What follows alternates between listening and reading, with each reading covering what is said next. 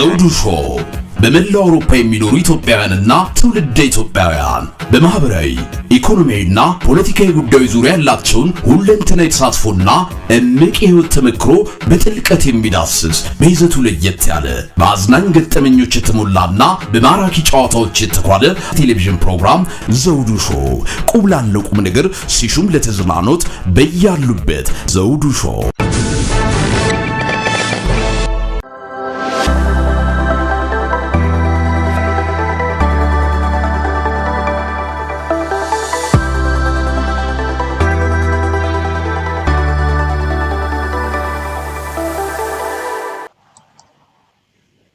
ሰላም ጤና ይስጥልን ክቡራን ተመልካቾቻችንና አድማጮቻችን ዘውዱ መንግስቴ ነኝ ከዚህ ከአገር እንግሊዝ የዝግጅት ክፍላችን ከእናንተ ክቡራን ተመልካች አድማጮቻችን ጋር የምናደርገውን ውይይትና በተለይም እንግዶችን በመጋበዝ በተለያየ ጊዜያቶች ለእናንተ ተመልካች አድማጮቻችን የምናቀርብበት ዝግጅት አሁን ጀምሯል። በዝግጅቶቻችን እየገባችሁ ይህን ዝግጅት ለምትከታተሉ ሁሉ በቅድሚያ ምስጋናችን ይድረሳችሁ። እዚህ ካለንበት እንግሊዝ በተጓዳኝም ይህ ዝግጅት ለሌሎች ተመልካች አድማጮቻችን ይደርስ ዘንድ በእናንተ በኩል ደግሞ ዝግጅቱን ሼርና ላይክ ማድረጋችሁን አትዘንጉ እንላለን። በተጨማሪም አዳዲስ ተመልካች አድማጮችም ወደ ዘውዱ ሾው ሚዲያ ብትመጡ በተቻለ መጠን የምናቀርባቸውን እንግዶቻችን በልምዳቸው በእውቀታቸው ያካበሩትን በሀገራቸው ጉዳይ ላይ ዝርዝር ሀሳቦችን የሚሰጡ የሚተነትኑ የፖለቲካ ጠብቶችን እንደዚሁም ደግሞ በተለያየ ሙያ ላይ የሚሰሩ ኢትዮጵያኖችን እያመጣን የምናቀርብበት ዝግጅት ነው። በተጨማሪም ወቅታዊና በሀገሪቱ ያለውን ተጨባጭ ሁኔታ በየጊዜውና በየወቅቱ በዜና መልክም በቀጥታ ዝግጅትም ላይ የምናቀርብበትን ይህን የዘውዱ ሾው ሚዲያ ሰብስክራይብ በማድረግ ወዳጅ ቤተሰቦቻችን እንድትሆኑ ከወዲሁ በማክበርም እንጋብዛችኋለን። እንግዲህ ዛሬም አንድ እንግዳ ይዘንላችሁ መጥተናል። እንግዳችን እዚህ እኔ በምኖርበት አገር እንግሊዝ ነዋሪ ነው። በለንደን በኢትዮጵያ ጉዳይ ላይ ንቁ ተሳትፎ ከሚያደርጉ ኢትዮጵያኖች አንዱ ነው። በፖለቲካ ጠበብት ወይም የፖለቲካ ጉዳዮችን ተንታኝና እንደዚሁም ደግሞ የሂውማን ራይት አክቲቪስት በሰብአዊ መብት ጉዳዮች ላይ በተደጋጋሚ ጊዜ እውቀቱና ጊዜውን የሚያጠፋ ኢትዮጵያዊ ነው። ከእሱ ጋር የምናደርጋቸው ውይይቶች እንድትከታተሉ ከወዲሁ በማክበር እጋብዛችኋለሁ። እንግዳችን አቶ ኤፍሬም ከልብ አመሰግናለሁ። ለዘውዱ ሾው ሚዲያ ቃለ ምልልስ ፈቃደኛ ሆነ በመገኘት ሀሳብህን ለማካፈል እውቀትህን ልምድህን ለማካፈል ፈቃደኛ ሆነ በመገኘት እጅግ ከልብ አመሰግናለሁ። ሰላም ጤና ይስጥልኝ።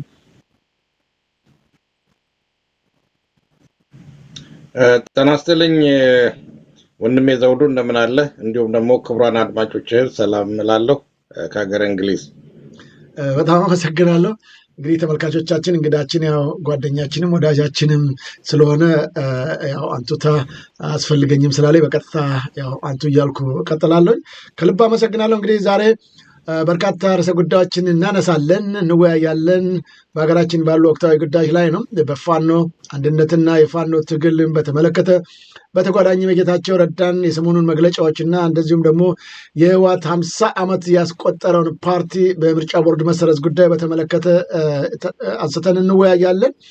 እስቲ እንደው በቅድሚያ የፋኖ አንድ መሆን እየተደረገ ያለውን ተጋድሎ ትግሉን እና በመንግስት በኩል ያለውን ጭንቀትና መረበሽ እንዴት አገኘኸው? ከዛን ጀምር እስቲ። አመሰግናለሁ።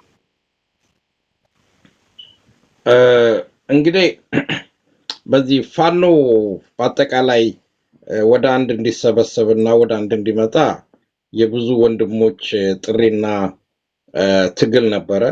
በየጊዜው ሲጎተጎት የነበረ ነው። ምክንያቱም አበው ሲናገሩ አንበሳ ምንድነው ድር ቢያድር አንበሳ ያስሬ ነውና ተበታትኖ መታገሉ ትግሉንም ከማዳከሙ በላይ ለጠላት እድል መስጠት ነው የሚባል እምነት አለ። ትክክለኛም ነው። ስለዚህ ዓላማቸው ሁሉ ምክንያቱም ያለን ጠላት አንድ ነው። ለፋኖ ብቻ ሳይሆን አጠቃላይ ለኢትዮጵያ ሕዝብ ጠላት ሆኖ የተቀመጠው የአብይ አስተዳደር ነው። የአብይ አስተዳደር የኦሮሞን ሕዝብ ስም ተጠቅሞ አገሪቱን መቀመቅ ውስጥ እየከተታት እንደሆነ ምንም ተደጋግሞ የተገለጸ ነው። አድማጮችም በግልጽ የሚያውቁት ነው። መተንተኑን መናገሩን ብዙ የሚያስፈልግ ነገር አይደለም። ስለዚህ ይሄንን የአብይን ኃይል ለመምታትና ከ4 ኪሎ ለማባረር ፋኖ ብቻ ሳይሆን በመላው ኢትዮጵያ ውስጥ ያሉ ሌሎች ህዝቦች ሁሉ አንድ መሆን ያለባቸው ናቸው። በእርግጥ ይሄ ነገር በሂደት የሚመጣ ነው፣ አንድ ጊዜ የሚፈጠር አይደለም፣ በሂደት የሚመጣ ነው ብዬ ገምታለሁ። ምክንያቱም አብይ ለምሳሌ ብዙ የተለያዩ የፖለቲካ ካርዶችን ይጠቀማል፣ ህዝቦችን ለመለያየት፣ ኦሮሞና አማራን ለማጣላት፣ የትግራይ ህዝብንና የአማራን ህዝብ ለማጣላት፣ ወይንም ደግሞ ክርስቲያኑን ከሌላ ህዝብ ለማጣላት፣ እምነት፣ ፖለቲካ፣ ቋንቋ፣ ኢኮኖሚ የማትለው ነገር የለም። ሁሉን ነገር ይጫወታል፣ ቁማር ይጫወታል። እና ይህንን ኃይል ለመምታት የፋኖ ኃይሎች በአንድ መሰባሰብ አለባቸው። እንግዲህ አሁን የተጀመረው ጉዞ የትልቁን ዓላማ ሊያሳካ የሚችል አንድ እርምጃ ነው የሚል ነው እምነት ያለኝ። ምክንያቱም አሁን የተጀመረው ስብስብ እንግዲህ 4 ኃይሎች ውስጥ ያሉ በጎጃም፣ በጎንደር፣ በሸዋ እና በወሎ ያሉ ወንድሞች ናቸው አንድ ላይ ሰብስበው 13 አባሎች ያሉት ምክር ቤት አቋቁሞ የጋራ ኮሌክቲቭ ሊደርሺፕ መስርተው እንንቀሳቀሰን ያሉት። እንግዲህ እዚህ ላይ ምንድነው የተለያዩ ወንድሞች የተለያየ አስተያየት ሊኖራቸው ይችላል።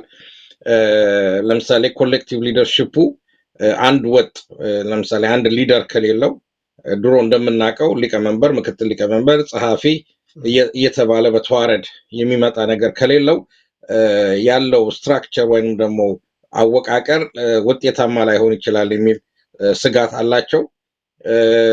በሌላም በኩል ደግሞ የዚህ የኮሌክቲቭ ሊደርሺፕ የጋራ አመራር የምንለው ነገር ላይ እኔ እንዳየሁትና እንደተገነዘብኩት የጽንሰ ሐሳብ ወይንም የቲዮሪ ክላሪቲ የማጣት ጉዳይ ይታያል እና በዚህ ጉዳይ ላይ የአጠቃላይ የአማራ ምሁራኖች ላይ ጥሪ አድርጋለሁና ብዙ ሊትሬቸሮች አካዳሚክ ሊትሬቸር እና ተመክሮች አሉ በዓለም ላይ ይህንን ነገር እንዴት ነው የሚሰራው፣ የኮሌክቲቭ ሊደርሺፕ እንዴት ነው የሚሰራው፣ ኮሌክቲቭ ሊደርሺፕ ከዚህ ትራዲሽናል ይሄ ዋን ማን ሊደርሺፕ የሚለው ዋን ስትሮንግ ማን ሊደርሺፕ ከምንለው ልዩነቱ ለምንድን ነው፣ በምን አይነት መንገድ ነው የሚለውን ነገር በትክክል ተንትኖ አውጥቶ ለፋኖ ወንድሞቻችን ማስረዳትና ማስተማር ያስፈልጋል የሚል አለኝ። ምክንያቱም ትራዲሽናል ሊደርሺፕ የምንለው አንድ ጀግና ትመርጣለህ፣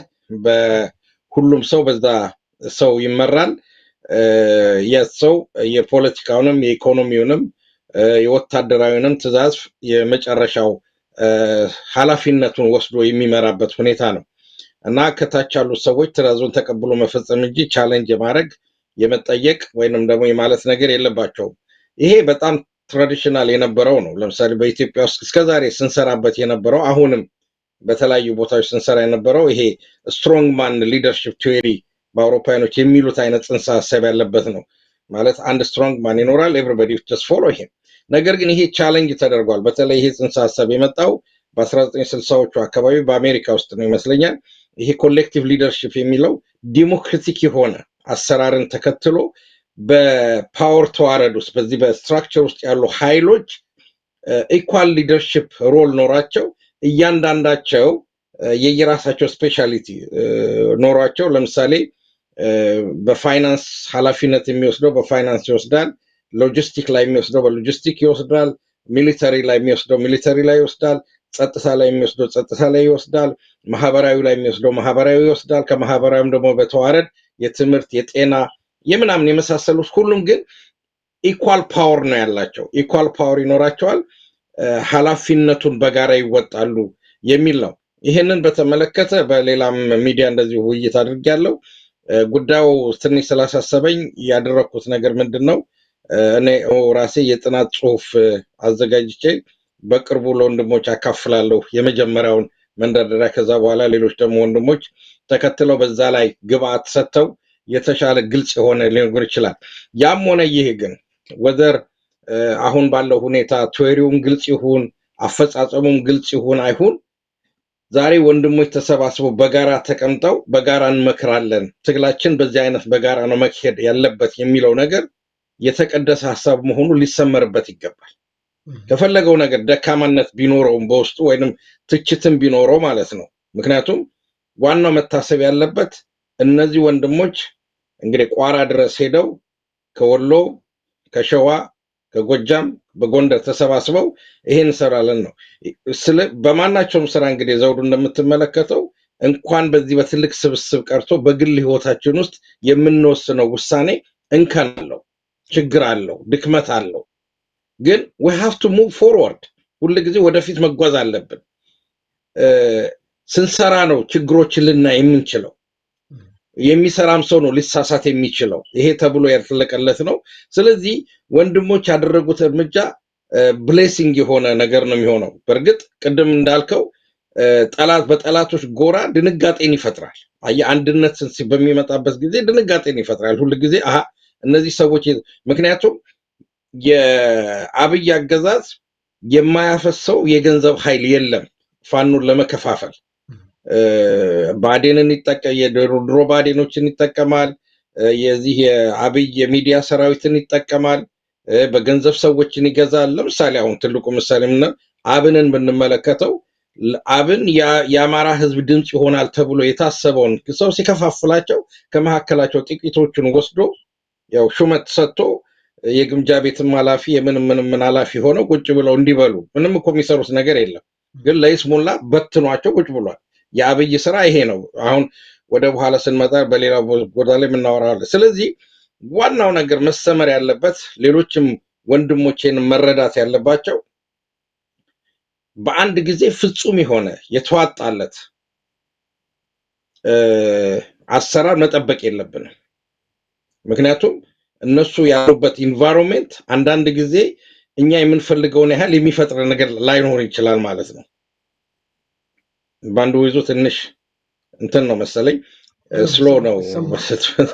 በተቻለ መጠን እንትን ለማለት ሞክረናል። ስለዚህ ያው የተጀመረው እንቅስቃሴ ትክክለኛ ነው የሚልና በዚሁ መቀጠልና የሚጎድሉትን ነገሮች በሂደት የምናሟለበት ነው። እንግዲህ አሁን የተፈጠረው ስብስብ ወይም አንድነት በ13 ምክር ቤት የተባለው 13 ሰዎች ከዚህ ቀደም አብረው በሚሰሩ በሚታወቁ ህብረት ባላቸው ሰዎች መካከል ነው። ግን አሁንም የፖለቲካ ልዩነት፣ ያሰላለፍ ልዩነት፣ የትግል ስልት ልዩነት ያለው ደግሞ ኃይል አለ ምናቀው ማለት ነው። ከዚህ ኃይል ጋር ቢቻል በጋራ ለመስራት ባይቻል ደግሞ ሳይጣሉና ሳይጋጩ አላማቸውና ትግላቸው ግባቸው አብይን ከቤተ መንግስት የማስወረድ ብቻ መሆን ያለበት ነው። የተቀረው ነገር መጨረሻ ላይ አብይ ከወረደ በኋላ ድንገት ህዝባዊ መንግስት ከተቋቋመ በኋላ በህዝብ የተመረጠ መንግስት ወይም የሽግግር መንግስት ከተመረጠ በኋላ ሁሉም ሰዎች በሚያደርጉት ዲሞክራቲክ በሆነ ምርጫ ያሸነፈው ኃይል ወደ አስፈላጊው ስልጣን ይገባል ማለት ነው። ላይ ማሰብ ያለብን ብዙ ጊዜ እስከዛሬ ድረስ ሲደረግ የነበረው ምንድነው 4 ኪሎ መግባት ማለት ስልጣን ማለት አገሪቱን ወዴት አቅጣጫ መውሰድ ያስፈልጋል፣ ህዝብን በምን አይነት መንገድ ማስተዳደር ያስፈልጋል፣ አገሪቱን እንዴት አድርገን እናሳድጋታለን የሚለውን መልስ ለመስጠት ነው። ይህ ከሆነ ሁላችንም መስማማት ያለብን ምንድነው አብይን መጀመሪያ ማስወረድ ያስፈልጋል። ትልቁን ነገር ማለት ነው። የመጀመሪያ ስራችን እሱ ነው። የመጀመሪያ ስራ ያንን ከጨረስኩ በኋላ ነው ከዛ በኋላ ማን ይመራል አገሪቱን እንዴት ትመራለች የሚለው ነገር በህዝብ ድምጽ ብልጫ የሚወሰነው። ከዚህ ቀደም አንድ እንግዳ ጋብዘህ ነበረ። ግንቦት 7 አመራር የነበሩ ሰው ገልጸ ነበርና በዚህ ጉዳይ ላይ የተናገሩት ነገር አለ። ምክንያቱም at the end of the day በመጨረሻው ሰዓት ላይ የፋኖ የአማራ ህዝብ ትግል የአማራን ህዝብ ብቻ ወደ ስልጣን የማምጣት ወይንም የተወሰኑ ሰዎችን ወደ ስልጣን የማምጣት ሳይሆን ኢትዮጵያን የመታደግ ጉዳይ ነው። ኢትዮጵያ ደግሞ የምንላት ነገር የብዙ ህዝቦች ድምር ውጤት ነች። ሶማሌው፣ አፋሩ፣ ደቡቡ አጠቃላይ እዛ ውስጥ ያሉ ህብረተሰብ ማለት ነው። ወላይታው፣ ሲዳማው፣ ኦሮሞ፣ ጋምቤላው፣ አኝዋኩ፣ ኑዌሩ፣ እነዚህን ሁሉ የመሳሰሉ ድምር ውጤቱ ነው። ስለዚህ የፋኖ ትግል ዛሬ የተጀመረው ይሄ ህብረት የምንለው አሰራር ኮንሴፕቱ ሴሉ ማለት ነው እንጂ የተቀመጠችው እርሾ ነገ ሌሎችንም ህዝቦች የሚያስተባብር እርሾ መሆን አለበት። እሳቸው የተናገሩት ነገር ነው እና ኤፍሬም አቶ ኤፍሬም ናቸው ዶክተር እሳቸው የተናገሩት ነገር ይሄንን ነው። ነገ ፋኖ አዲስ አበባ ቢመጣ እንዴት ነው ቅርጽ ልናስይዘው የምንችለው? ከኛ ህዝቦች ከሌሎች ህዝቦች ጋር እንዴት ይሰራል ሲላል አሁን የተቀመጠ ቋራ ላይ የተጸነሰው ያ እርሾ ነገ ኢትዮጵያ በአንድነት በህብረት ለመመስረት ለማራመድ የሚያስችል እርሾ ይሆናል ማለት ነው። በዛ አንጻር ነው የምመለከተው።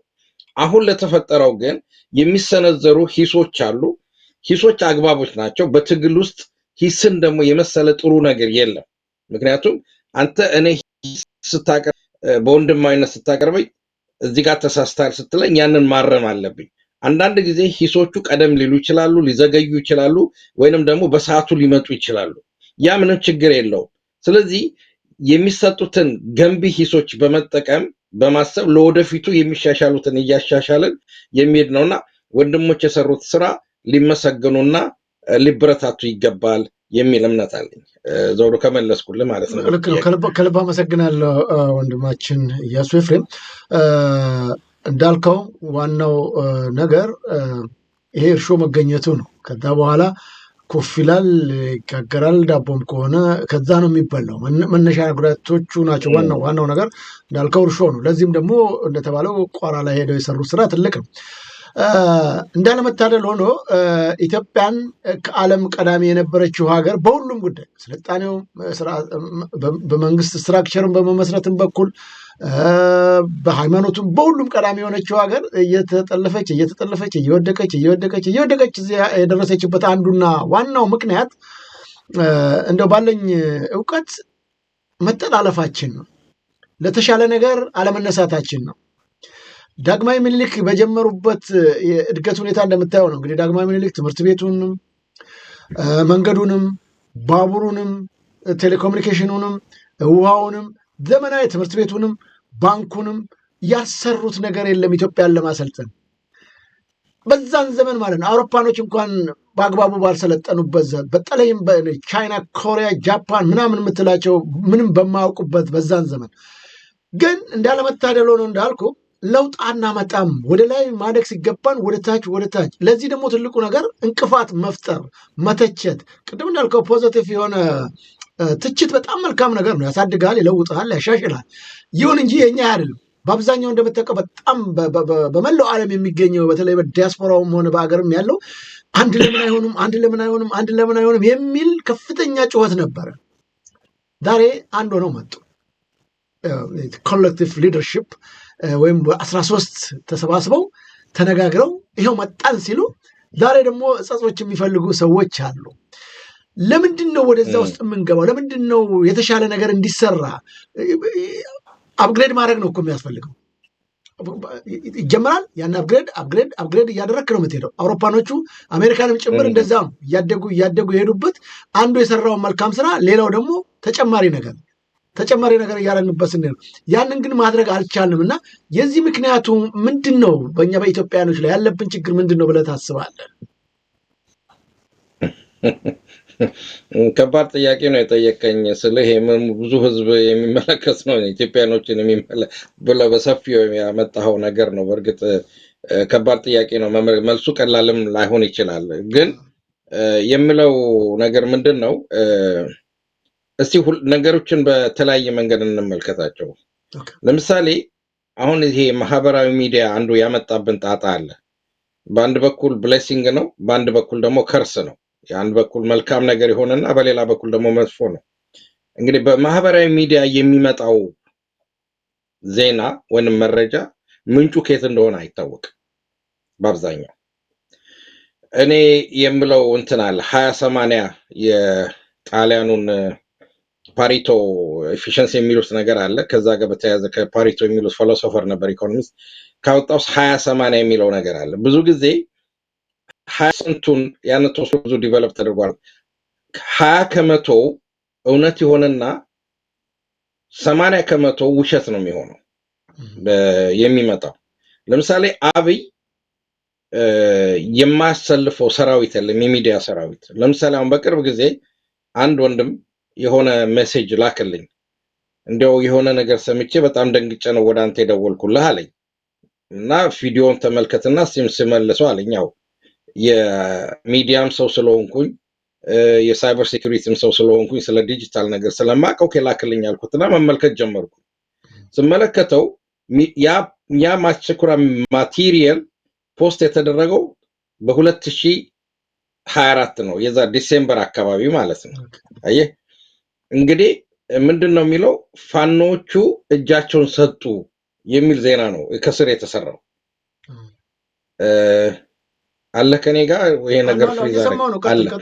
ጥሩ ቀስያ እና ፋኖቹ እጃቸውን ሰጡ የሚል ነው። ክሊፕ አለው። ብዙ ሰዎች፣ ሚሊሻዎች፣ ገበሬዎች በመኪና ተጭነው ነው እየሄዱ የሚያሳየውና ከዛ በኋላ የሚቀጥለውን ኢንቨስቲጌሽን ያደረኩት ያ ፖስት ያደረገው ሰውዬ ሂስቶሪካል ፖስት የሚያደርጋቸው ማቴሪያሎች ምንድናቸው ብዬ ደግሞ ተመለከትኩኝ። ስትመለከታቸው በውስጡ ያለው አብዛኞቹ ጸረ አማራ፣ ጸረ ፋኖ የሆነ የአብይ አገልጋይ እንደሆነ ተመልከት። ስለዚህ አንዳንድ ጊዜ የሚመጡትን ዜናዎች ከየት መጡ፣ እንዴት መጡ፣ መቼ ተሰራጩ የሚለውን ነገር ባክግራውንድ በማየት አመጣጣቸው ምን እንደሆነ ማወቅ ይቻላል። ስለዚህ አንደኛው መልስ ምንድነው? ከሚዲያው የሚመጣው በሶሻል ሚዲያ የሚመጣውን ዜና ፊልተር አውት ማድረግና ማረጋገጥ ያስፈልገናል። አንደኛው ማለት ነው። ስለዚህ ከጠላት የሚመጣ ፕሮፓጋንዳ እንዳለ መገንዘብ አለብን። አንድ በሁለተኛ በኩል የምንመለከተው በትግል ውስጥ ተሳታፊ ነን የሚሉ ሰዎች አሉ፣ በጀኒውሊ ተሳታፊ የሚሆኑ እና ግን ፖለቲካውን በጥልቀት ያልተረዱ ማለት ነው። ፖለቲካ እንዴት ነው የሚሰራው?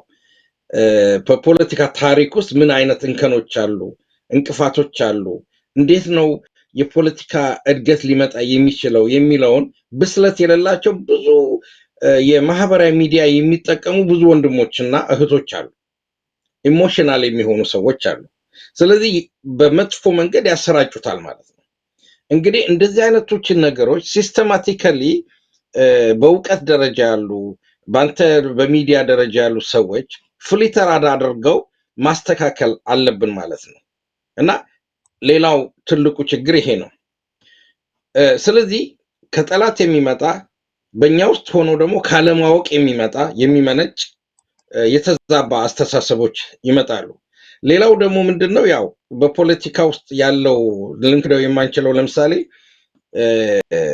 ይሄ አመራር ለምሳሌ እገሌ አመራር መሆን አለበት ብሎ የሚያስብ አካል የሆነ ቅናዊ በሆነ መንገድ ማለት ነው። ለምን እገሌ አመራር አልሆነም እሱ ነበር መሆን ያለበት ብሎ የሚያስብ ነገር ያንን ስብስቡን ይጠለዋል። ሎንግ ተርም ይሄ ረጅም ጊዜውን ግቡን ስትራቴጂክ የሆነውን ግብ አይመለከተውም። ሾርት ተርም ያለውን ለሱ ስሜት ብቻ የሚያመቸውን ለምሳሌ አሁን እኔ በሆነ እኔን የሚወደኝ ሰው እንዴ እያሱ አመራር ካልሆነማ የድርጅት መኖር የለበትም ብሎ ዘራፍ ሊል ይችላል። ግን እኔ ደግሞ ምን አላለሁ? አይ ከወንድሞቼ ጋር ነው አመራር የምሆነው እንጂ ብቻዬን መሆን የለብኝም፣ ተስማምቻለሁ። የኔ ደጋፊ የሆነ እኔን የሚወደኝ ሰው በቅንነት ተመልክቶ እሱ ካልሆነማ በቃ ነገር ተበላሸ ብሎ ስለዚህ ምንጩ የተለያየ ነው። ስለዚህ ይሄንን ፍሊተር አውት ማድረግ ያስፈልጋል። በማህበራዊ ይሄ በዚህ በብዙ ጊዜ ትንሽ የማልስማማው ነገር ምንድነው? ይሄ ፖለቲካ መጠላለፍ የሚባለው ነገር እንዲያው በአንጻራዊነት ስንመለከተው ከሌሎቹ ዓለሞች እንዲያውም በጣም ሌስ የሆነ እኛ በቋንቋችን ስለምንነጋገር ስለምንባባ ነው እንጂ በጣም ሌስ የሆነ መጠላለፍ ያለበት ብዙ ክፋት ዘሎ የማይሄድበት መጠላለፍ ያለበት ሁኔታ ውስጥ ነው ያለው። ለምሳሌ የኤርትራኖችን ብንመለከት የሻቢያና የጀብሃን ሁኔታ ብንመለከት ሁለቱም ለነጻነት የወጡ ናቸው። ግን እርስ በርሳቸው ነው የተጠፋፉት። ጀብሃን ሻቢያ ነው ያጠፋው። ከዛ በኋላ ደግሞ ስትመለከት በሻቢያ ውስጥ የነበሩ ኢንቴሌክቹዋሎች የታገሉ በመጨረሻም ከነጻነት በኋላ በሚኒስትርነት ማዕረግ የነበሩ በሙሉ ተጠራርገው ወጥተዋል፣ ታስረዋል፣ ተገለዋል። ይሰዋና ገብቷል እና ይሄ ለኛ የተሰጠ የተለየ መጥፎ ሰው ስለሆነን ወይንም ደግሞ በእኛ ውስጥ እንተናለን አንዳንድ ጊዜ የፖለቲካ ኔቸር አለና በአንጻራዊነት ስንመለከተው ትንሽ ያው መጥፎ ነገሮች የሉም ማለት አይደለም እዚህ ላይ ዶንት ጌት ሚ ሮንግ ግን በአንጻራዊነት ስንመለከተው ያለው ፍሪክሽን የተሻለ ነውና በቀላሉ ሊስተካከል የሚችል ነው ይሄንን ሊያስተካክሉ የሚችሉት ደግሞ የሚዲያ ሰዎች እንዳንተ ያሉ ምሁራኖች ገብዘ የምታቀርባቸው ሰዎች ለምሳሌ እነዚህ ሰዎች ብራይት ፖዚቲቭን በማሳየትና ያንን ዲቨሎፕ በማድረግ ነገሮች የሚሻሻሉበትን መንገድ መፍጠር እንችላለን ቢልድ ማድረግ እንችላለን ህብረተሰባችንን ማነጽ እንችላለን ማስተካከል እንችላለን ለምሳሌ አንዳንድ ጊዜ ወጣቶች ልጆች ናቸው 16 ዓመት የ18 ዓመት ትዊተር ላይ ቲክቶክ ላይ በየሚዲያው ይኖራሉና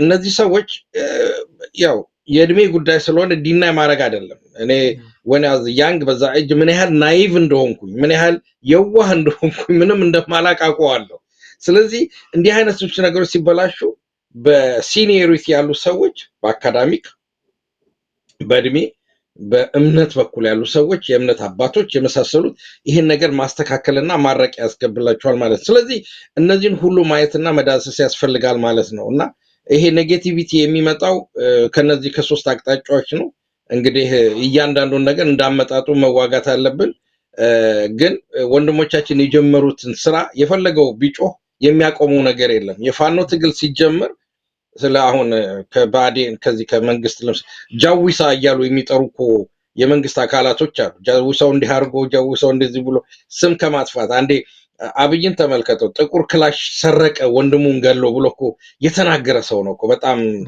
እፍረት የሌለው ሰው ነው እና እነዚህ የመሳሰሉት ኔጌቲቭ ነገሮች ስለሆነ የትግሉ አካል ነው ይሄ የትግሉ አንድ አካል ነው ስለዚህ አብረን ነው የምንታገለው ዘውዱ ከመለስኩልህ ከልብ አመሰግናለሁ እንግዲህ እንደየ ችግሮቹና ስፋታቸውና ጥበታቸው የሚወሰን ነው እኔ በርግጥ ያየሁት አሁን አንተ ከረንትሊ ባለው ሁኔታ ላይ ተንተርሰ ነው ትንታኔውን የሰጠው የኔ ደግሞ እንዳልኩ ደርግ ምንድነው ምኒልክ የሰሩትን ኃይለ ሥላሴ በተወሰነ ደረጃ አፕግሬድ ነው ያደረጉት ያጠፉት ነገር አልተስተዋለም ግን የኃይለ ሥላሴን እንዳለ አጥፍቶ ቅድም እንዳልከው ሻቢያ ጀባን እንዴት እንደበላው ሁሉ በተጓዳኝም 60 የኢትዮጵያ ቁልፍ የሆኑ ኢንተሌክቹዋል ማለት እንችላለን በጣም ለኢትዮጵያ ብቻ አይደለም ለአፍሪካ ጉዳይ ሁሉ የሚከራከሩ የነበሩትን ባንዴ ነው ጸጥ ያደርጋቸው ያለ ፍርድ ቤት ትእዛዝ እና ዓለምንም ርህራሄ በሚያሳዝን ሁኔታ እንደዛ ትላልቅ ጃይንት የሆነ ዕውቀትና ልምድ ያላቸውን ሰዎች ቢያስቀምጣቸው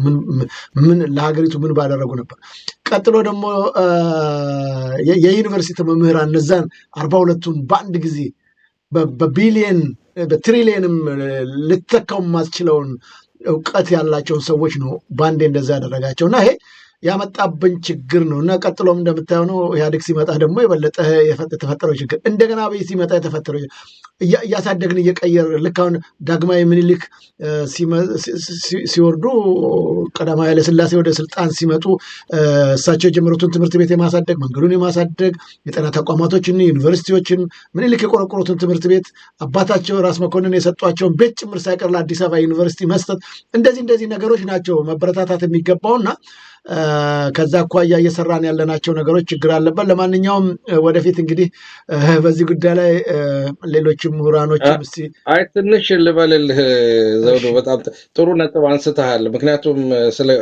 ያልከው ነገር ትክክል ነው ከዚህ ቀደም ስለ አንድ ሀገር ስለ ቴድሮስ የዘፈነው ዘገን ሁሉ ጊዜ ጥሩ ገጣሚና እንትን ስለሆነ ለምሳሌ የኋላ ከሌለ የለም የፊቱ የሚለው ነገር አለ ታሪክ የሌለው ህዝብ የፊቱን እንትን ማለት አይችልም ግን እንግዲህ አሁን ምንድነው ኤክስኪውዝ ለመስጠት ብዬ አይደለም በኢትዮጵያ ውስጥ የተፈጠረው የፖለቲካ ማዕበል የኢትዮጵያ ፖለቲካን ሼፕ የሚያደርገው ነገር እንግዲህ አንደኛው በተለይ በዋናነት የምንመለከተው ሀጉራዊ የሆነ ይሄ ዓለም አቀፍ የሆነ የጂኦፖለቲክስ እና ውስጣዊ የሆነ የፖለቲካ ሁኔታ አለ እና በኢትዮጵያ ውስጥ የተከሰቱ ችግሮች ኢትዮጵያኖች ብቻ እንደው ክፋት ሆነው ሀገራቸውን ለማጥፋት ወይንም ያመጡት ነገር ብቻ ሳይሆን የውጭም ኃይሎች ያሉበት ጉዳይ ነው። በጣም ከባድ ስለ ወደ ኋላ ማየት እንችላለን። ስለ ወደ ኢዛና ብንሄድ ከኢዛና እነዚህ ስንመለከታቸው እስከ ህንድ ድረስ የሚነግድ መንግስት የነበረ አረቢያ ድረስ እየተዋጋ ፕሮባብሊ ከሮም ቀጥሎ ከባህር ተሻግሮ የወታደራዊ ካምፕ አሁን ልክ ስለ አሜሪካ መጥቶ ጅቡቲ እንደሰፈረው ማለት ነው የነበረው ኃይል የኢትዮጵያ መንግስት ነበረ። አየህ ክርስቲያኖችን ለማዳን የሚዘምት መንግስት የነበረ ነው። ነገር ግን የጂኦፖለቲክስ ሁኔታዎች ሲለወጡ በአረቢያ አካባቢ የተፈጠረው ሁኔታ ሲፈጠርና በኢንተርናል ደግሞ የተፈጠረውን ፖለቲካ ሲፈጠር የሴንትራል ገቨርንመንቱ ሲዳከም መጀመሪያ ቪክተም የሚሆኑት ኢሊቱ ነው ማለት ይሄ ምሁሩ የምትሉ ነው። ለምሳሌ በግራኝ መሐመድ የምሳሌ የእንትኖችን ብንወስድ ለምሳሌ የኦቶማን ኢምፓየርን መገስገስ ስንመለከት ኦቶማን ኢምፓየሮች እየሰፉ ሲመጡ ወደ አፍሪካ ሲመጡ በተለይ ኢትዮጵያ ላይ እንደልባቸው ሊገቡ አልቻሉ። በቀላሉ የሚሸነፉበት ሁኔታ ሆነ እና በቆላው በኩል ነው የመጡት። በቆላው በኩል ነው በሶማሌው በኩል ነው የመጡት። እዛ ሜዳማ ነው። በሰሜኑ በኩል ሊገቡ አልቻሉም። በቆላ በኩል ነው። ለምሳሌ በሙሉ የሰሜን አፍሪካን ሲያጠቃልሉ እነ ስፔንን እና አውሮፓን በሙሉ ሲያጠቃልሉ ሊመጡ አልቻሉም። ግን በቆላ በኩል መጡና የራሳችንን ሰው መልምለው እኛን ወጉን ማለት ነው። አየህ የዛን ጊዜ የነበረው እንትን ምሁራኖችን ማለት ነው። የዛን ጊዜ ምሁራኖች የምንላቸው የቤተ ክርስቲያን ሰዎች ናቸው፣ ሊቃውንቶች ናቸው፣ የቅኔ መምህሮች ናቸው። እነዚህን ሰዎች አጨረሷቸው ማለት ነው። አሁን ይሄንን እንደ ምሳሌ ወስደን ወደኋላ ወደዚህ ስንመጣ ምኒልክ በዓለም ታሪክ ውስጥ የፈጸመው ገድል ድንገት የፈረንጅ ቢሆን ኖሮ እንግሊዛዊ ወይንም ደግሞ አውሮፓዊ ቢሆን ኖሮ እስከዛሬ ድረስ 1001 የሆነ ፊልም ተሰርቶለት ነበር በሆሊውድ። የሚኒሊክ ፈረስ ተብሎ የሚኒሊክ ጠመንጃ፣ የሚኒሊክ ሚስት፣ የሚኒሊክ እንደዚህ እየተባለ ተሰርቶለት ያደረገው ትግል ቀላል ነገር አይደለም። ያ በኢትዮጵያ ላይ ብዙ ጠላቶችን እንፈጠር አድርጎናል። ስለ ወዳጅም እንደፈጠርን ሁሉ ጠላትም እንድንፈጠር አድርጎናል። እነዚህ ጠላቶች ለምሳሌ ወዳጅ ብለን እንደውም አሁን በሰሞኑን አንድ ንግግር ተናግረው ነበር። ማነው የሆነ ነገር የአሜሪካ ጠላት መሆን አስቸጋሪ ነው፣ አደገኛ ነው ይላል። የአሜሪካ ደግሞ ወዳጅ መሆን ገዳይ ነው ይላል። ስለ በጣም የሚገርም አባባል ነው የሰማሁት በዚህ በእንትኑ እና ምንድነው ወዳጅ ብለን የኃይለ ሥላሴ በጥበብ ስለ ከእንግሊዝ መንጋጋ ለመውጣት እንግሊዝ መታ ምናምን ስል ከሳቸው ከእንግሊዝ ለመውጣት በግብርና ኤግዚቢሽን መከል አስመስለው አንድ ሰው ልከው ከሩዝቬልት ተነጋግረው ከአሜሪካ ጋር የተፈጠረው ወዳጅ ኢትዮጵያን ዛሬ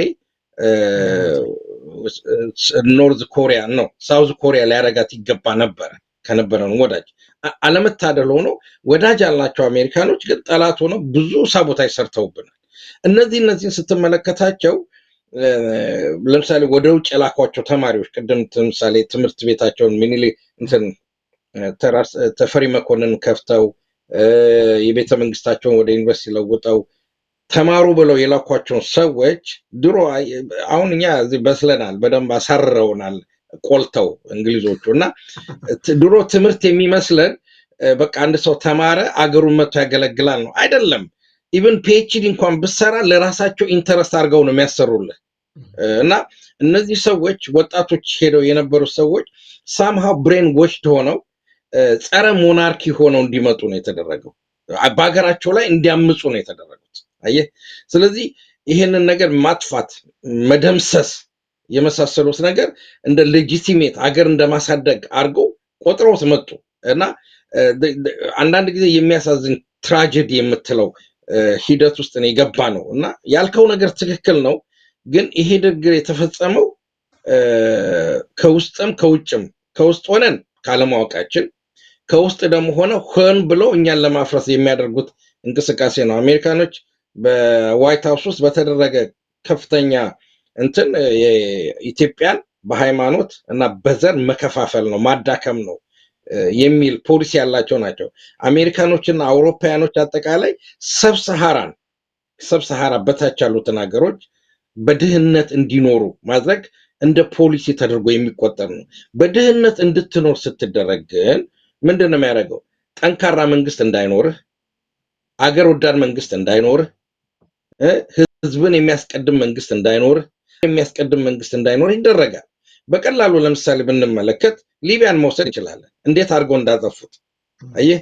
ከአሜሪካ 24 ሰዓት ፍሎ ያደረገ B-52 ነው ምናምን ቦምበር ነው አርሶት የሄደው። ከዛ በኋላ ህዝባ ያመጽ ነው ይልሃል። እነ ፓትሪስ ሉሙምባን ብንመለከተው ገለውት ሬሳውን በበርሚል አሲድ የቀቀሉ ሰዎች ናቸው። this what talking about CIA እና አውሮፓውያኖችን ነው ማወራለ።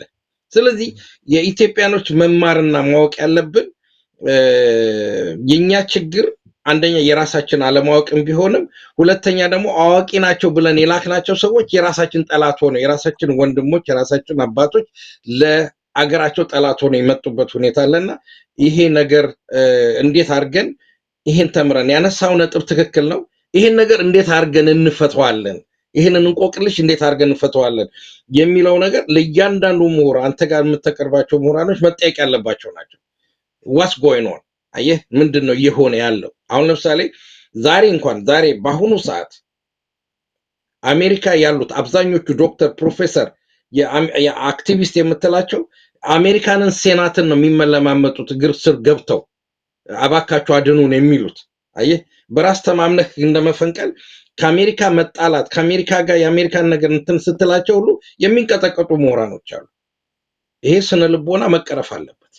ይሄን ስነ ልቦና ካልቀረፍ ነው በራስ መቆም ካልቀንተን ካላል ነው በጣም አስቸጋሪ ነው እና በየጊዜው ለምሳሌ ቻይና ከወደቀችበት ነው የተነሳቸው ከለብዙ ዘመን ማለት ነው አቆርቆዘዋት ማለት ነው።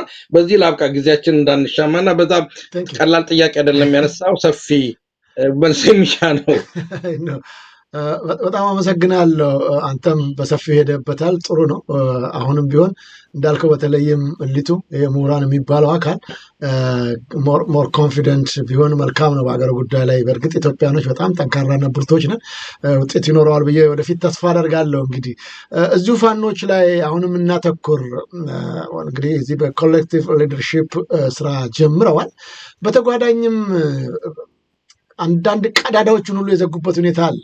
በተለይም አማራው ገዢ መደብ መልሶ ሊያመጣብህ ነው፣ እስካሁን እየፈጸሙ ያሉት የራሳቸውን የስልጣን ወደ ቦታው ለመመለስ ነው የሚል እና ሌሎች የተዛቡ ትርክቶች እየተሰጠባቸው የነበረውን አጥርተውታል። ከመላው ኢትዮጵያ ጋር በምን መልኩ መስራት እንዳለባቸው ጭምር በግልጽ አስቀምጠው ፖሊሲ የላቸውም፣ ምንም የላቸውም፣ እርስ በርስ አይስማሙም የሚለውንም በግልጽ አስቀምጠውት ስራችን ይሄ ነው፣ የአማራ ትግል ምን እንደሆነ፣ ቀጥሎ ከኢትዮጵያ ጋር እንዴት መሆን እንዳለበት፣ ከሌሎች ጭቁን ህዝቦች ጋር በጋራ ሆነው እንዴት አድርገው ኢትዮጵያን ማቋም እንዳለባቸው በዝርዝር አስቀምጠዋል። ከዛም በዘለለ በተጨማሪም ጥሪም አቅርበዋል። ለአማራ ህዝብ ጥሪ አቅርበዋል። ለመላው ፋኖ ሰራዊት በጠቅላላ ጥሪ አቅርበዋል። ለዲያስፖራው ጥሪ አቅርበዋል። ለአክቲቪስቶች፣ ለጋዜጠኞች፣ ለእኛም ጭምር ጥሪ አቅርበው ምን ማድረግ እንዳለብን በዝርዝር ያስቀመጡት ሁኔታ አለ። ከብሔራዊ ኃይሉ ውጭ ላሉ የፋኖ አደረጃጀቶች ጭምር ሳይቀር ላገዛዙ ካድሬዎች፣ የሰራዊቱ መኮንኖች፣ ወታደሮች፣ ለመላው ኢትዮጵያን በጠቅላላ በዘረ ብልጽግና ትግል ውስጥ የሚሳተፉትን የጦር ጀነራሎች ወታደሮችን ጭምር ሳይቀር ጥሪ ያቀርበዋል። ይህንን ያቀረቡትን ዝርዝር ጉዳዮች ስታይ ምን አልክ? ምናልባት ተጨማሪ ነገሮች እነዚህ ቢካተቱ የሚል ነገር ነው ወይስ የተነሱትን ቀዳዳዎች ሁሉ ተደፍነዋል ብለህ ነው የምታስበው? እንደ አንድ የፖለቲካ ተንታኝን መግለጫቸውን እንዴት አገኘኸው? ጥሩ ነው። በእርግጥ ነው አሁን እነዚህ አሁን ያነሳቸው ነጥቦች ለሁሉም ጥሪ ማቅረቡ፣ ትግሉ ብሔራዊ እንደሆነ ማሳየቱ፣ ወደፊትም ደግሞ እንዲህ ተደራጅቶ ተሰባስቦ መምጣቱ፣ ትክክለኛ የፖለቲካ ዓላማና ግብ እንዲኖር በግልጽ ማስቀመጡ፣ እነዚህ የመሳሰሉትን ብዙ ነገሮች ፈልገን ግን ይህንኑ ቢደረግም ሁልጊዜ ማሰብ ያለብን ጠላቶቻችን አይተኙ ስልህ እንኳን አሁን በዚህ ሁኔታ አይደለም አገር በሚሰለጥንበት አገር በሚመላማበት በመልካሙ ዘመን አንድ ነገር እዚህ ላይ ላስታውስና ወደስ አንድ ነገር እዚህ ላይ ለአድማጮቻችንም ለጠላትም ቢሆን እስቲ አንድ ነገር ልናገር ስማ ይኸውልህ ይሄ የአማራ ዘመን ወይንም አማራ ገዛ በሚባልበት ዘመን በኢትዮጵያ በነበረበት ሪላቲቭሊ ነው የምናወራው በአንጻራዊነት ነው የምናወራውና ካሁኑ ጋር ካለው ዘመን ጋር እንናንተናነለው የነበረበት ዘመን ከምኒልክ እንኳን ብጀምር ደሃ የትም ይኖር ብለው ያወጁበት ይሄ ጀፋር ነው ማን ነው የሚሉት የጅማውን ሰው ጅማ ባጅፋር ላይ ሁሉ ማስጠንቀቂያ ደብዳቤ ጽፈው ለምንድን ነው የምትሸጠው ብለው ደብዳቤ ጽፈው ወገኖችን በባርነት እንዳትሸጥ ብለው እንዲያውም የተሸጡትን ከሳውዝ አፍሪካ ድረስ ገንዘብ ከፍለው ያመጡበት መሪዎች ናቸው እና ስትመለከተው በዛ ዘመን ማለት ነው ልብ በል ብዙ የተሳሳተ ግንዛቤ ብዙ ውጠናል አያ ትልቁ ችግሩ እስከዛሬ ድረስ የጋቱንን ጠላቶቻችን የጋቱንን ነገር ሁሉ ቆሻሻ ገስግሰን ውጠናልኛ ይሄ መታወቅ አለበት ከኤርትራኖች እንቅስቃሴ ጀምሮ ኤርትራ ወደ ኢትዮጵያ ትመጣለች ግን ኢቭን ከጣሊያኖች ጀምሮ ጣሊያኖች ኢትዮጵያን ሲወሩ አንሲቪላይዝድ ሆነ የባሪያ ንግድ የሚነግድ ምናምን እያሉ ብዙ ያወሩት ነገር አለ እና ያን ሁሉ ቆሻሻ እኛ ውጠናል በህሊናችሁ ይሄንን ማጥራት አለብን ከውስጣችን አየ በዛ ዘመን ስንመለከተው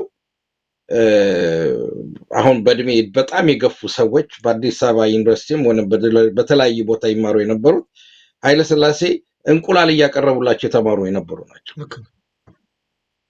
ይሄ የሚክዱት ነገር አይደለም ኃይለ ሥላሴ ሲያስተምሩ ግን አንተ ኦሮሞ ነህ አንተ ትግሬ ነህ አንተ አማራ ነህ ብለው አልነበረም ያስተማሩት ሁሉንም ብሔር ሳይለዩ ጾታ ሳይለዩ በጣም የሚገርምህ ነገር እኮ ነው ጾታ ሳይለዩ ያስተማረ መንግስትና ህዝብ ነው I call it relatively it's a golden age ለኢትዮጵያ ማለት ነው አየህ ቴክኖሎጂን በማምጣት አንዳንድ ጊዜ አንድን ትልቅ ገደል ለመዝለል ከፈለክ በዘዴ ደረጃ በደረጃ ድልድይ ታበጅለታለህ እንጂ በአንድ ጊዜ ልዝለልካል ገደል ውስጥ ነው የምትገባው አየህ ገና ኢትዮጵያ ኦልሞስት 90% የዓለም ህዝብን ባለው ኮሎኒ የምትለበት በነበረበት ዘመን ነጮች ለጥቁሮች ያላቸው ንቀት ቴክኖሎጂም ትራንስፈር ለማድረግ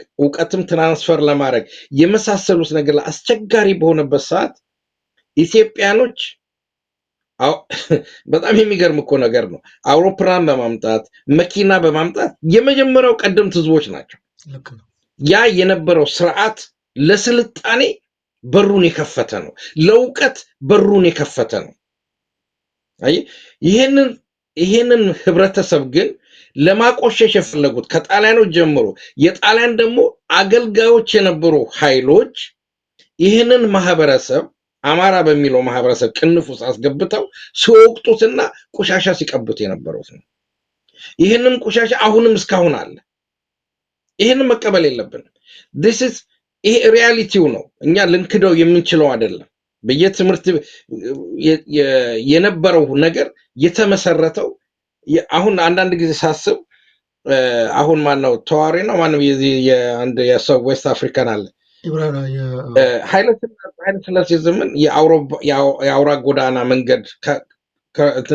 ተጀምሮ በኢትዮጵያ የመንገድ ስራ ሲጀምር ገና የዛሬ አሁን በቅርብ ወራቶች ነው መንግስት የራሱን አውራ ጎዳና ያቋቋመው የዌስት አፍሪካ አገር ከዚህ ከእንትኑ ከፈረንሳዮች እንትን የዌስት አብዛኛው የፈረንሳይ ኮሎኒ የነበሩ አገሮች እስከ ቅርብ ጊዜ ድረስ የሚጠቀሙበት ከረንሲ የፈረንሳይ ነው ባንካቸው ያለው ፈረንሳይ ነው እሺ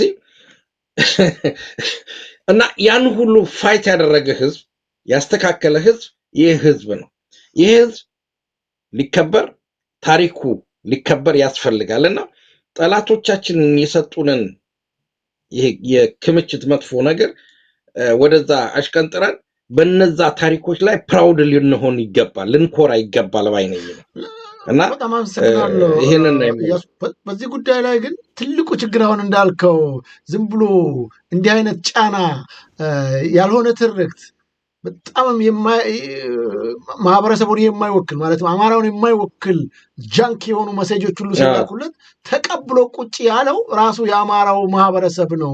እሊቱ ራሱ ምንም የሚለው ነገር የለም። ዝም ብሎ ብቻ የሁሉ ነገር ሲደረግ ለማስተካከል የተደረጉ ጥረቶች አይስተዋሉም። አማራዊን አላደረገም። ለምሳሌ አሁን በትግራይ በኩል ብታያቸው፣ በኦሮሞ በኩል ብታያቸው እሊቶቹ የሚጎሰጉሷቸውና የሚሰጧቸው ያልሆነ ያልተጻፈ የሌለ ያልተጨበጠ የማይዳሰስ ነገር ሁሉ አሁን ለምሳሌ ዳግማዊ ምኒልክ ጡት ቆርጠዋል ብሎ የኦሮሞ ማህበረሰብን ቀስቅሰው ሐውልት ጭምር አቁመውለታል። ትክክል አይደለም ብሎ ለመናገር በዚህ በአማራው በኩል ምኒልክን አልሰሩም ብሎ የታሪክ ምሁራኖችም ጭምር ሳይቀሩ መከራከር ሲገባቸው በዝምታ ቁጭ ያሉበት ጊዜ አለ። አማራው እንዲህ አድርጓል አማራ ኖ ለማለት የማይነሱ ዛሬም ጭምር በጸጥታ የተቀመጡ የአማራ ሊቶች ምሁራን የሚባሉት ማለት ነው። የታሪክ ምሁራኖች የፖለቲካ አናሊሲስ የሚሰጡ በዓለም ደረጃ አንቱታን ያተረፈ እውቀት ያላቸው ሰዎች ዝምታን መርጠዋል። የዚህ የአማራው እሊት ዝም ማለትና በውጭም ይሁን በአገር ውስጥ ያሉ የአማራውን ስምና ክብር ወይም ይህን ትልቅ ማህበረሰብ ሲያጎርፉ የሚስተዋሉት እየጎለበቱ የሚሄድ ምክንያቱም ምንድን ነው ብለህ ታስባለህ? እነዚህስ የአማራ ሰዎች ለምንድን ነው ዝም የሚሉት? ምንድን ነው መከላከል ያቃታቸው? እንግዲህ ይሄ በጣም ቀላል መልስ ማግኘት አይቻልም። ለምንድን ነው ዝም ያሉት እንደዚህ አይነት ሰዎች የምትላቸው ነገሮች አሉ። አንዳንድ ጊዜ ስለ አንድ ማወቅ ያለብን ውዝን በአማራው ህብረተሰብም ያው የፖለቲካ ፍትጊያም ይኖራል። ስለ ገሌ ባንልም ብዙ የስልጣን ጥያቄዎች ያሉባቸው ሁኔታዎች አሉ እና አንዳንድ ጊዜ ትናንሽ የታሪክ ቁርሾችን በማየት ትልቁን ስዕል የመርሳት ጉዳይ አለ እና እንዲህ አይነት ነገሮችን በማጠንጠን ሰዎች ፖለቲካል አስተሳሰባቸው ወዳልተፈለገ አቅጣጫ እንዲሄድ ያደርጋል። ለምሳሌ ልበልና አንድ የአማራ ምሁር ተብሎ በማርክሲስት ፊሎሶፊ በዛን ጊዜ በነበረው ፊሎሶፊ ሲጠመቅ የአማራ መንግስት ፊውዳል ነው፣ የፊውዳል መንግስት ነው። ስለዚህ ያ ፊውዳል መንግስት የሰራው ነገር ሁሉ የተባረከ አይደለም፣ መጥፋት አለበት፣ አንሲቪላይዝድ ነው፣ ኋላ ቀር ነው የሚሉት ነገር አለ። ለምሳሌ የ55ቱ ነው የ54ቱ መፈንቅለ መንግስት የነግርማዊ ነዋይ መፈንቅለ መንግስት ስትመለከተው የሚያሳዝን ትራጀዲ ነው የተፈጸመው በዛን ወቅት ላይ እና ስለ ያው የውጭ ኃይሎች ያሉበት ይባላል። በትክክል ሰነድ ማግኘት ባንችልም እነዚህ ሰዎች በዚህ መንግስት በነበረው መንግስት እስከ ጀነራልነት ማዕረግ የደረሱ አሜሪካ ተረስተርከው የተማሩ ናቸው። ነገር ግን ሰደሊ መተው ኢትዮጵያ ልክ እንደ አሜሪካ እንድትሆን ወይንም ደግሞ ኢትዮጵያ ለምሳሌ አንዳንድ ጊዜ በጣም የሚያሳዝነኝ ነገር ምንድነው የቀኝ ገዢ ሀገሮች እንደ ለምሳሌ እንደ የሳውዝ አፍሪካ እንደ ናይሮቢ ይሄ ኮሎኒ የሆኑ ሀገሮች የራሳቸውን ሪሶርስ ኤክስትራክት ለማድረግ የባቡር መስመር ዘርግተው ከተማ አሰርተው ምናምን ኢቭን አስመራን ጭምር ማለት ነው። ለምሳሌ አስመራ አሁን ለምሳሌ በጣም የሰለጠነች የነበረች ከኢትዮጵያ ሁሉ የሰለጠነ ኢንዱስትሪያል የነበረ ሀገር ነው ምናምን ብሎ ሊነግሩ ይችላሉ። አክቹዋል ህዝቡ ግን ነዋሪው ህዝብ ግን ከአራተኛ ክፍል በላይ እንዳይማር ጣሊያን የራሱ መንደር አለው አፓርታይዝ መስርቶ ወደዛ ካምፕስ የሚገቡ ሰዎች ወደ ጣሊያን ሰፈር የሚገቡ ሰዎች ዘበኛ፣ ሹፌር፣ አትክልተኛ፣ አገልጋይ የሆነ ብቻ የነበረበት ነው። አየህ ነገር ግን ጣሊያን ለቃ በምትሄድበት ሰዓት ሰደሊ የኤርትራ አካባቢ ወንድሞቻችን የሰለጠኑ ከሌላው ህብረተሰብ አየህ ነፃነቱ ተረሳ ብያንን ነገርና ይሄንን ወስደው በሰዓቱ በሂደት መምጣት የሚገባው ለውጥ ማለት ነው። ማለት ማህበራዊ ለውጥ በመቶዎቹ አመታቶች ተቆጥሮ የሚመጣ ነው። ሰደሊ ቡም የሚያደርግ አይደለም። ለምሳሌ ስትመለከተው የእንግሊዝ ህዝብ በአንድ ጊዜ ተነስቶ ኢንዱስትሪያላይዝድ ሊሆን ህዝብ አይደለም። አንድ ታሪክ ላጫውት እዚህ ላይ ሰው ለግንዛቤ እንዲወስደው ማለት ነው። ኮሌራ እንዴት ነው የተገኘው? የኮሌራ በሽታ እንዴት ተፈጠረ እንዴት ተገኘ ብለህ ስትመለከት የእንግሊዝ ህዝብ ከተማ አያውቅም ነበር። ገና ከተሞች ሲመሰረቱ ለንደን እንደዚህ ምናምን ሲመሰረት በየመንገዱ ውሃ ሁሉ ይፈሳል፣ ቆሻሻ ውሃ እና ሰው እየቀዳ ይጠጣል። በጣም ፕሪሚቲቭ የሆነ ሰው ስለነበረ ማለት ነው።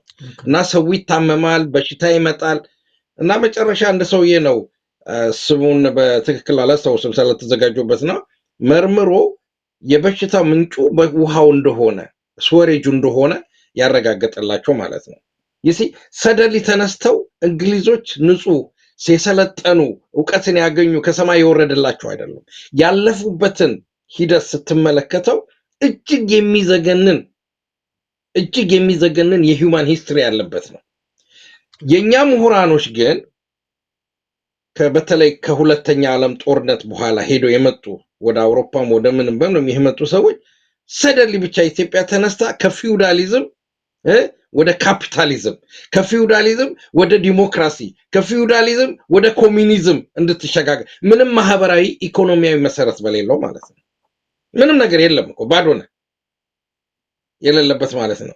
ስለዚህ እንግሊዞች ለምሳሌ እነ ማርክስ the working class condition in England ምናምን ብሎ እና እንግሊዝ በሚጽፉበት ሰዓት የአይሪሾች በሰራተኝነት 16 ሰዓት 22 ሰዓት በፋብሪካ ብረት እየቀጠቀጡ የኖሩበትን ስቃይ አይተው ነው የጻፉት።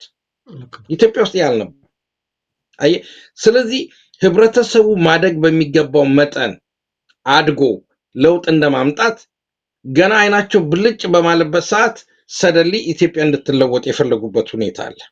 ይሄ ትልቅ ስህተት ነው። ይሄንን ይዘው አሁንም ቢሆን አሁን ቅድም ለምንድን ነው ያልተናገሩት ስትል አንዳንዶቹ ጠላቶቻቸው የነገሯቸውን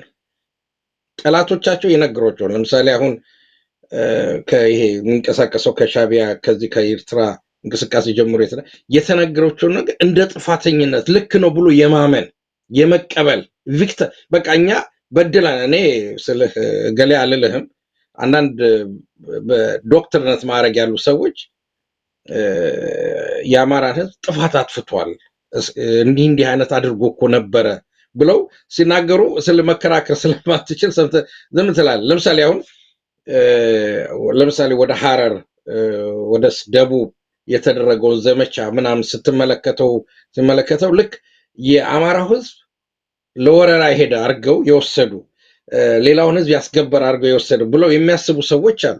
ሂስቶሪካሊ ግን ስትመለከተው ሚኒሊክ እንዳሉት የአያቶችን መሬት ለመመለስ ነው የሄድኩት ነው ያሉት። ሂስቶሪካሊ ትክክለኛው መንገድ ያ ነው። ግን ጠላቶቻችን ፊድ ያደረጉን ተቀብለን ያለምንም ታሪካዊ ወደኋላ ያለመጠንጠን ያንን የጠላቶቻችን ወሬ ተቀምጠን አንዳንዶቹ ሌሎቹ ደግሞ ያው ኦፖርቹኒቲውን የመጠቀም ከመጣው ጊዜ የማደር ይሄ ደግሞ የታወቀ ነገር ነው። አንፎርቹኔትሊ በአለም ላይ ምንድነው ሁሉ ጊዜ የበላይ ገዢ መደብ ሲመጣብህ ወይንም ደግሞ አንደኛው ሲመጣ ከመጣው ጋራ የማደርና የመጣውን አይዲዮሎጂ የመቀበል ነው። ከጣሊያን ጋር ያደሩ ሰዎች ነበሩ፣ ከግራይ መሐመድ ጋር የታገሉ ሰዎች ነበሩ፣ ከደርግ ጋር ሆነው የራሳቸውን በወላጆች መሬት ላራሹ ካልታወጀልን ብለው አንገታችንን ከይቆረጣለን ያሉ ሰዎች አሉ። ቲፒኤልኤፍ ሲመጣ ደግሞ ብሔር ብሔረሰቦች ካልታወጀልን ብለው የተሰለፉ አማሮች አሉ። ዛሬ ደግሞ አብይ እንዳለው አካም የሚሉ ብዙ አማሮች አሉ። አየህ እንዲህ አይነት ስብና ያላቸው ሰዎች አሉና it's the part of human history ወይንም the part of ይሄ በማህበረሰባችን ውስጥ ያለው ጉዳይ ነው። እንግዲህ ብርሃን የሚሆኑ ትክክለኛ ታሪክ የሚናገሩ ከሺዎቹ ጥቂቶቹ ናቸው። ስለዚህ እነዛን ተከትሎ የሚሄድ ጉዳይ ካልሆነ በስተቀር ለምን እንደዚህ ተፈጠሩ ማለት አንችልም። ይኖራሉ፣ ይፈጠራሉ። ነገ ድንገት አማራ ነፃነቱን አግኝቶ ህብረተሰቡ በሚያስተባብር ሰዓት ማን ነው ደመቀ እንዳለው እኛኮ ተገደን ነው አሽከር ሆነን ይኖር ነው የሚሉ አማሮች ከብልጽግና እንደሚወጡ አትጠራጠር። ወይንም ደግሞ ከሌሎችም ቦታ እንደምንሰማ this is the fact of life። እንግዲህ let's face it። ቴንክ ዩ ወንድማችን ኢያሱ ኤፍሬም። እንግዲህ ያነሳናቸው ርዕሰ ጉዳዮች ብዙ ነበሩ። በዚህ በብልጽግና በኩል ያሉትን በተለይም የህወሓት ፓርቲ መሰረዝን ጉዳይ በተመለከተ እንደዚሁም ደግሞ በተጓዳኝ የጌታቸው ረዳን መግለጫዎች በተመለከተ ብዙ እንነጋገራለን ብዬ ነበር፣ ግን ሰዓታችን ገደበ። በጣም በሚገርም ሁኔታ አሁን 5 ደቂቃ ነው የቀረን። እዚሁ ላይ እንግዲህ ቋጭና ሌላ ጊዜ እንመለስበታለን። ተመልካች አድማጮቻችንም እንግዲህ ይቅርታ እንዲደረግልን ጠይቃለን። ይቅርታ እንግዲህ ሰፋ አረግ ነው ሄደ።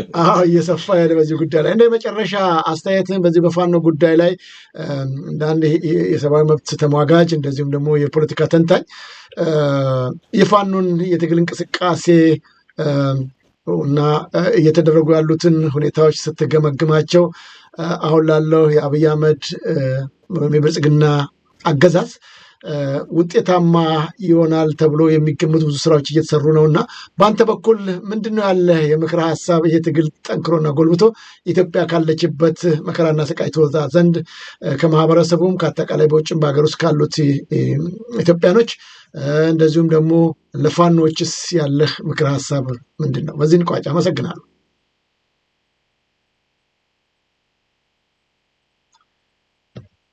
ድምጽ ተቋርጧል። እያሱ አለህ?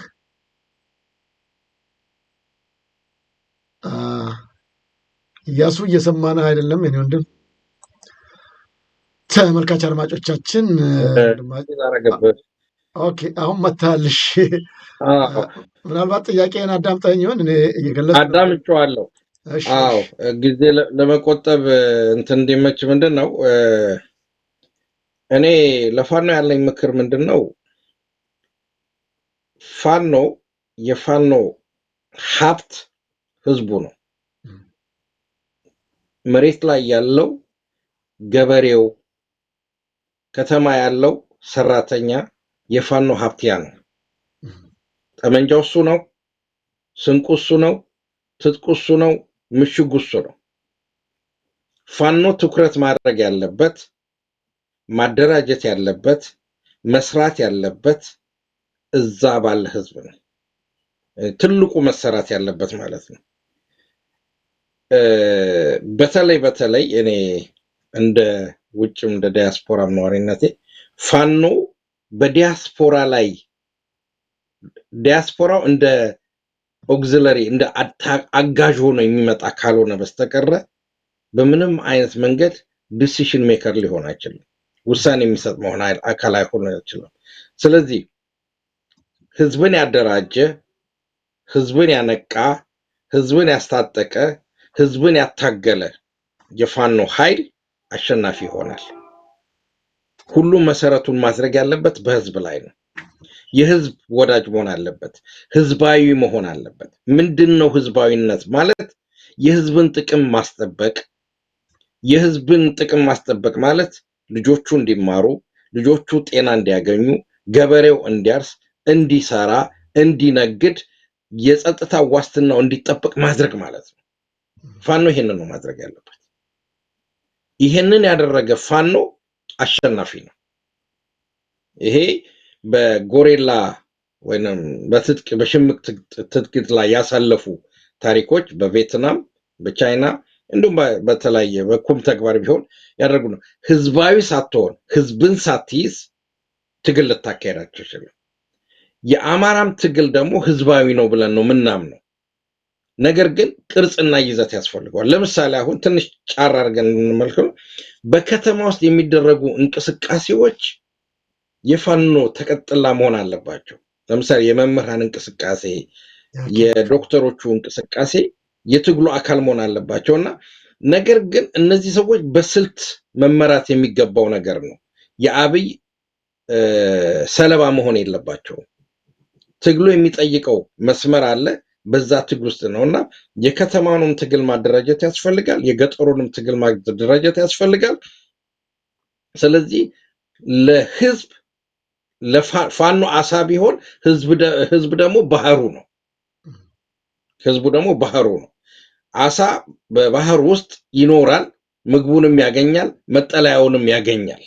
that's the way እኔ የምመለከትበት ነገር ይሄንን ነው። በሌላ በኩል ደግሞ የምመለከተው ምንድነው? ድንገት በሪዮት ዓለም ባስተሳሰብ በሆነ መንገድ ብቻ የተለያዩ መስመር የያዙ ፋኖ ቢገኙ እነዛን ፋኖዎች መቃወምም አያስፈልግም። አንዳንድ ጊዜ እንደምንሰማው መደረግ የሚገባቸው መደረግ የለባቸውም። አንድ ሰው በዚህ መስመር ነው የሚሄደው፣ አብይን በዚህ መስመር ነው የምታገለው ካለ ይታገል። ወደ ጎን ወደ ወንድሞቹ ጋር መታገል የለበትም። እኔ ለምሳሌ አንተ ዘውዱ በዚህ በኩል ነው የምታገለው አብይን ካልክ ሐሳብህና መንገድህ እንኳን አይስማማም በሱ በልልም ላንተ እንቅፋት መሆን የለብኝም። ከፊት ለፊትህ ምንም ነገር ማድረግ የለብኝም። እንዲያውም መጠበቅ ነው አንተን ያለብኝ ከአብይ ጥይትና ድሮውን ማለት ነው። ስለዚህ መተጋገዝ ያለባቸው የተለያየ ፖለቲካል መስመርና አስተሳሰብ ቢኖራቸውም ይሄን ያህል ልዩነት አለ ብዬ አላስብም። ለነገሩ ይሄ ተባለ የሚባለውን ነገር ብዙም ኢንተርቴን አናረገውም። እሱ የትም ተነሳ የትም ድረስ ዋናው ዓላማ አብይን ማባረር ነው፣ የአብይን መንግስት ማፍረስ ነው።